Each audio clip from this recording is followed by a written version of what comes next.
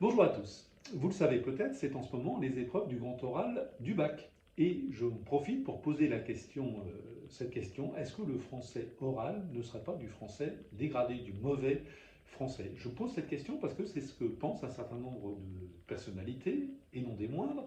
Hélène Carrère d'Encausse, secrétaire perpétuelle de l'Académie française, considère en effet que l'objectif du français parlé est de se rapprocher le plus possible du français écrit et que toute déviation par rapport au français écrit serait une forme de dégradation, de relâchement.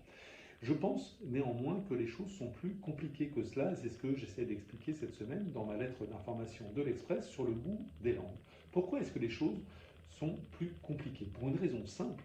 Rappelons ce qui devrait être une évidence, c'est que le français, au départ, était une langue parlée, seulement parlée, comme toutes les langues. On commence par parler, et un jour seulement, on a décidé de créer une langue écrite. Mais qu'a-t-on fait au départ quand on définit une langue écrite? Eh bien, l'écrit se calque sur l'oral. C'est l'écrit qui cherche à ressembler à l'oral. Ça n'est pas l'oral qui doit ressembler à l'écrit. Au départ, c'est toujours le contraire. Mais que se passe-t-il? Le français, comme toutes les langues vivantes, évolue à l'oral librement.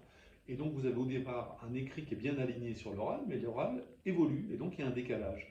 Que s'est-il passé dans l'histoire de la langue française? Eh bien, régulièrement, le français écrit a rattrapé tout ou partie de son retard sur le français oral. Mais le français oral continue à évoluer, alors le français écrit s'en rapproche, etc., etc. Prenons un exemple. Au début du 19e siècle, le verbe connaître s'écrivait connaître. Mais on disait connaître. Eh bien, en 1835, l'Académie française effectue une réforme où elle aligne l'écrit sur l'oral en remplaçant le O de connaître par un A. Et depuis, nous écrivons connaître et non plus connaître. Mais depuis 1835, il n'y a quasiment plus eu de réforme significative acceptée par l'Académie française. Or, depuis 1835, le français oral a continué d'évoluer. Ça fait 2 siècles maintenant que le français oral évolue spontanément, naturellement, sans que le français écrit, lui, ne suive cette évolution. Quelle est la solution en faveur de laquelle je plaide? Elle est simple. Elle est de faire évoluer sans laxisme, mais avec souplesse, le français écrit pour qu'il rattrape une partie au moins de son retard sur le français oral. À défaut, que va-t-il se passer? Nous allons finir par avoir deux langues étrangères l'une à l'autre, un français oral qui a déjà évolué et qui va continuer de le faire inéluctablement, et un français écrit qui serait fixé à 1835.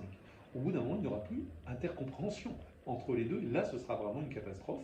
Donc faisons preuve d'un peu de souplesse, comme nous l'avons fait dans les siècles qui ont précédé de manière régulière, comme le font la plupart des pays étrangers qui nous entourent. Faisons évoluer un petit peu le français écrit en s'inspirant de notre français oral pour faire en sorte d'avoir une langue avec ces deux systèmes qui vivent en harmonie. Plus de détails, comme d'habitude, sur la version écrite de ma lettre d'information sur le goût des langues.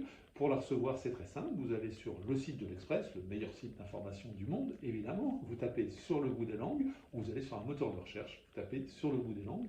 Vous entrez votre adresse électronique et vous la recevrez automatiquement chaque mardi. Je vous remercie et je vous dis à la semaine prochaine.